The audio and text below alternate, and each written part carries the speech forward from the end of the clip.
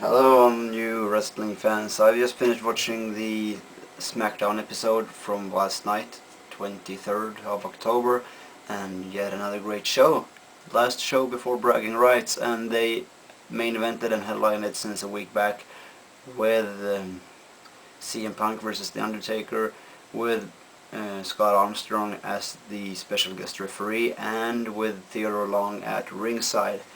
So this was all. It was a submission match, of course. Then for the World Heavyweight Championship, a rematch, complete rematch from Breaking Point, and this was really well orchestrated throughout the night. You had the referee Armstrong who wanted to back out.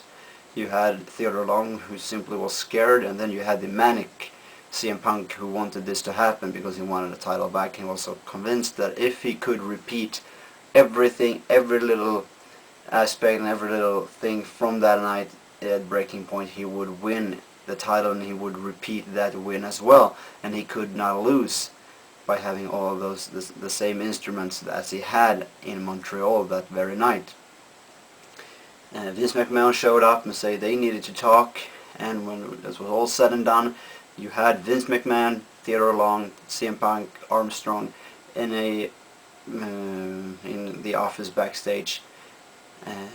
Vince McMahon was very much anticipating the match. Theodore Long was scared.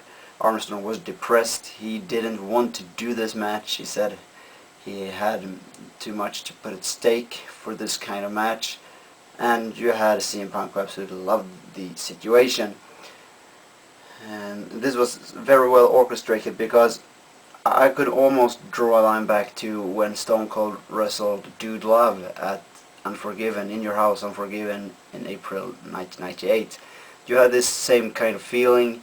You didn't know what was going to happen. You really did not know what was going to happen. You did not know whom was on whom's side, whom was siding with whom was betraying whom, and what actually was this plot all about.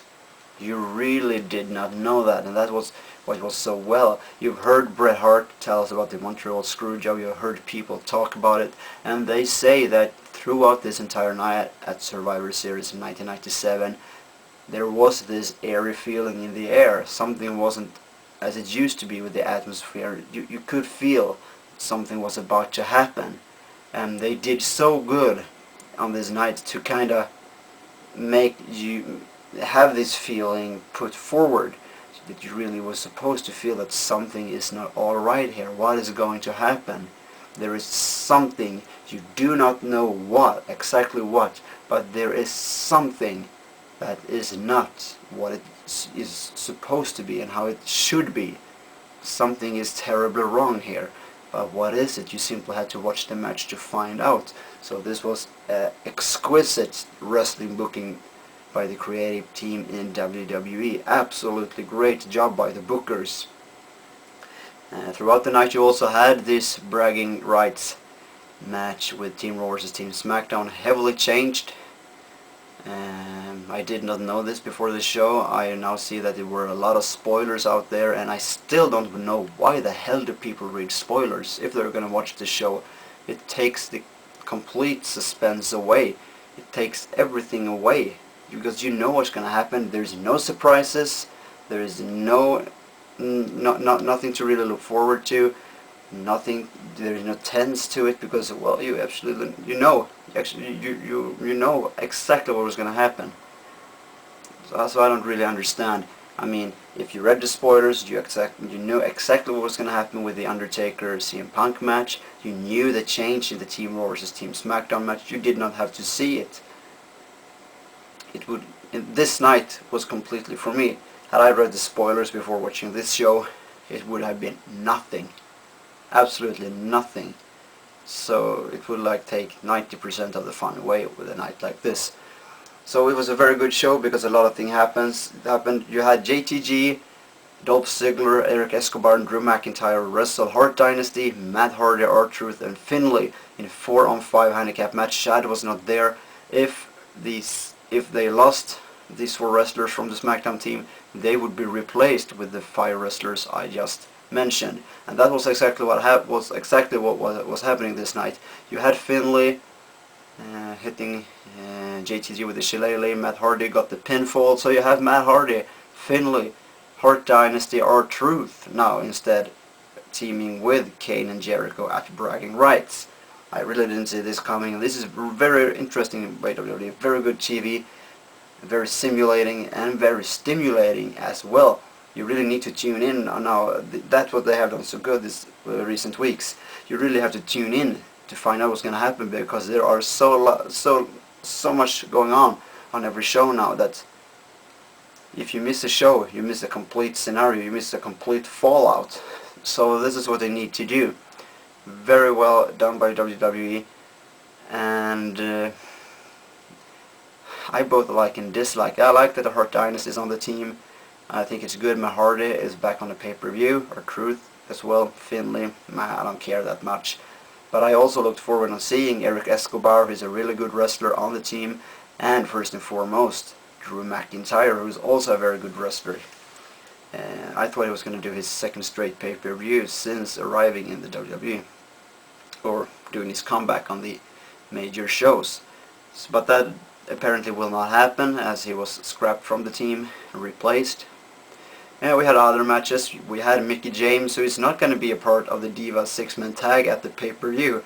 That's a shocker, but seeing now that SmackDown also has Natalya, they have Michelle McCool and Beth Phoenix, there's not really that much talent missing, and with Mickie James receiving a lot of heat recently for various reasons, I can see why they have don't have her on the pay-per-view. You had Morrison as well tuning up for Bragging Rights, defeating Mike Knox. And going back to Mickie James, she defeated Layla on this very night in an okay match. Layla isn't the best of the female wrestlers in WWE. You also had this tag team match of Batista and Ray, whom defeated Kane and Jericho, and that's really what needed to happen. Batista needed a win to gain momentum after his loss last week against Rey Mysterio, and they needed that win more than per se Jericho and Kane, as they have an entire team of the SmackDown wrestlers. And they also now seem to be on one side, and I really, by the way, like the way that these guys who replaced the other four plus Shad on the SmackDown team, they celebrated for several minutes. It meant a lot to them, and they have their differences in between, but they celebrated like a team, and that was good to see, because opening the show it seemed like every wrestler on the SmackDown team was out there for himself.